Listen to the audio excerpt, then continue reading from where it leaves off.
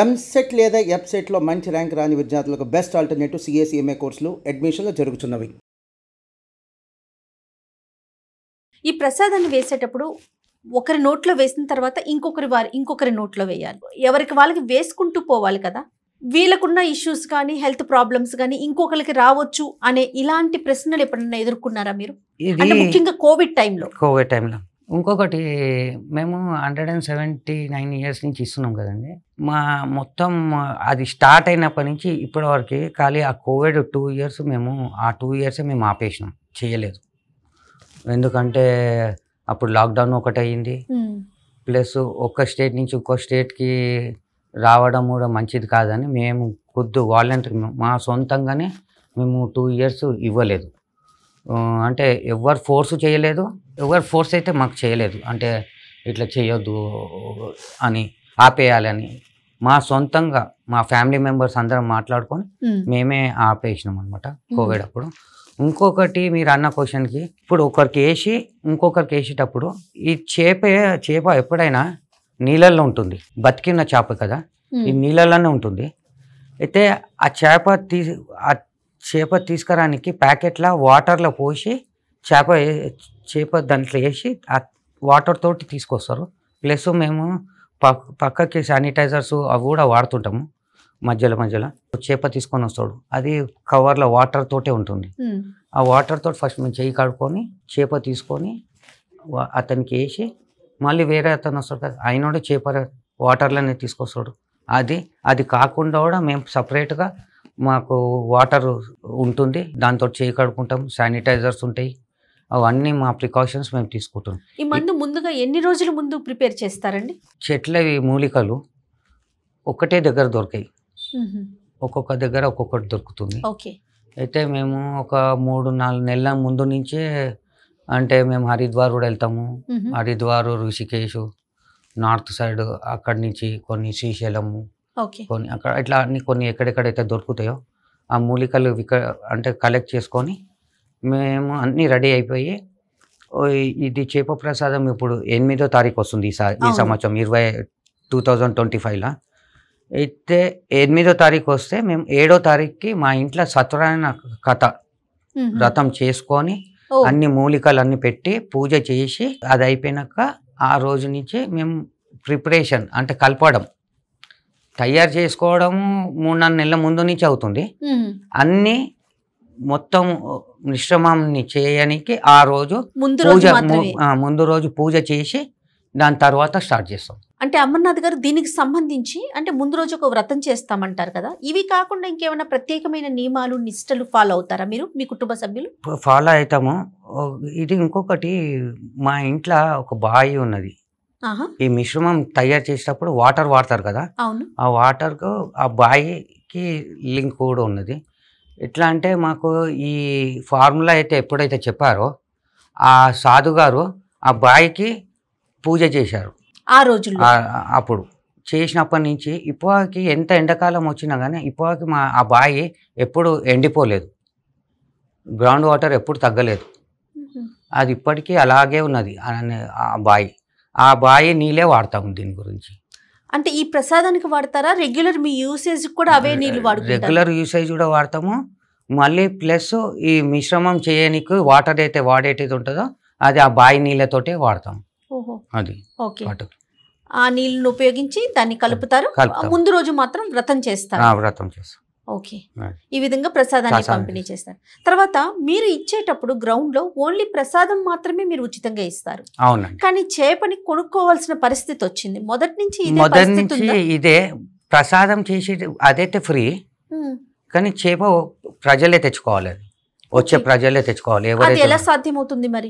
ఇంతకుముందు అదే చెప్పాను కదా, బెస్స వాళ్ళు తీసుకొచ్చి అక్కడ అమ్మేవాళ్ళు, ఇంటి ముందు పెట్టుకొని అమ్ముకునేవాళ్ళు. అంటే మన దగ్గరకు వచ్చేవాళ్ళు, అక్కడ బయట మా ఇంటి ముందు తీసుకొని వచ్చేవాళ్ళు.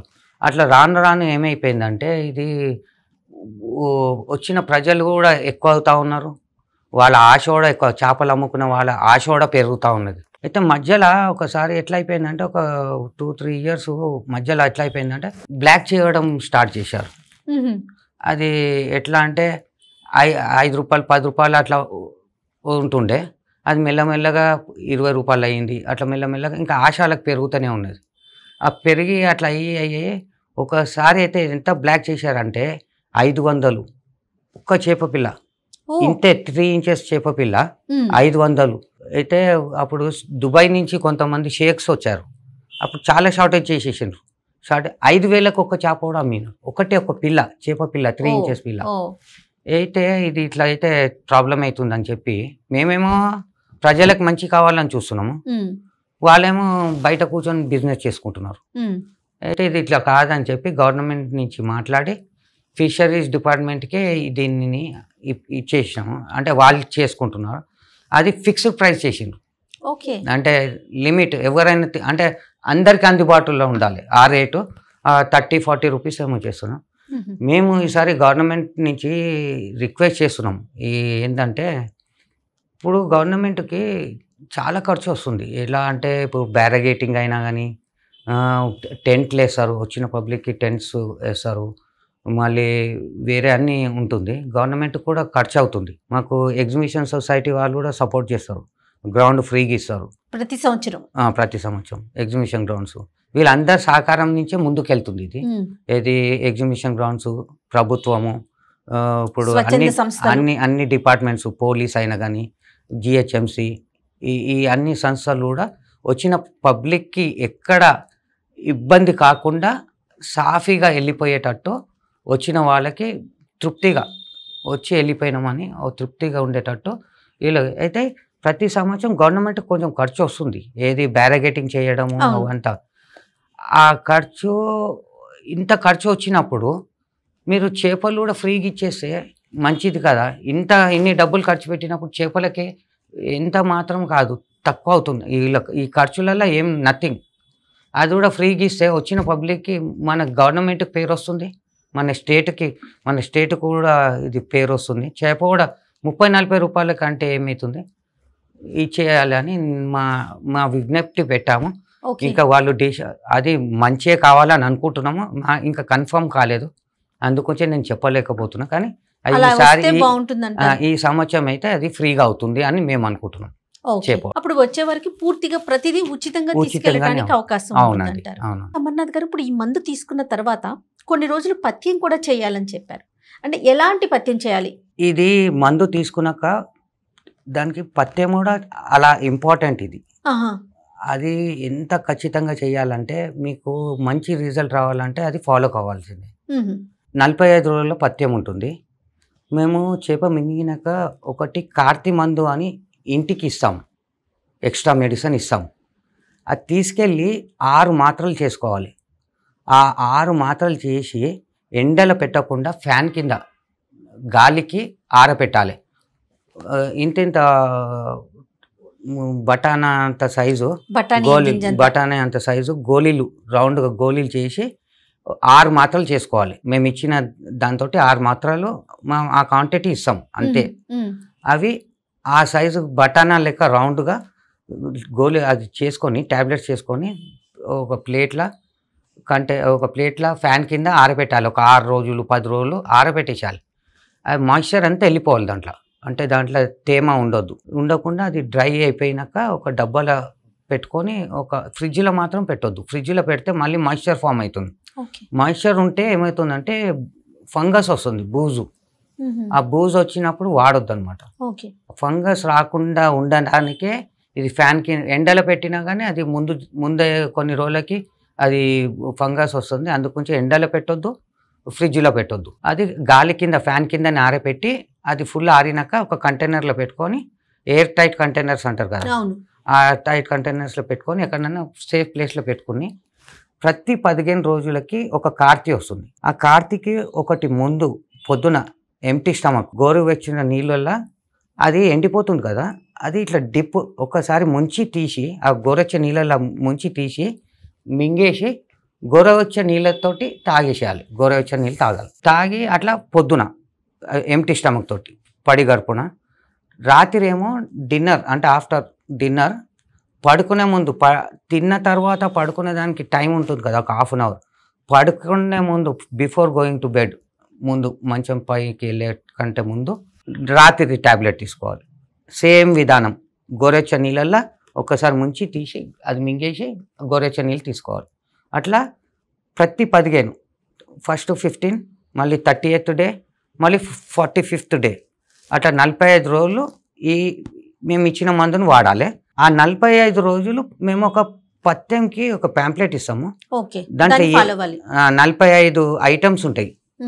అవే నువ్వు ఇప్పుడు మీరు నార్మల్ రైస్ అయితే ఉంటుంది, గోధుమలు అంటే రొట్టెలు చేసుకోవచ్చు, గోధుమలు ఉంటుంది, చక్కెర ఉంటుంది, చింతపండు తీసుకోవద్దు, దానిపై ఆమ్చూర్ అని వస్తుంది, ఆమ్చూర్ తీసుకోవచ్చు. అట్లా అంటే ఈ కొన్ని మా 45 మళ్ళీ మేము చేపలనే వేస్తాం మందు.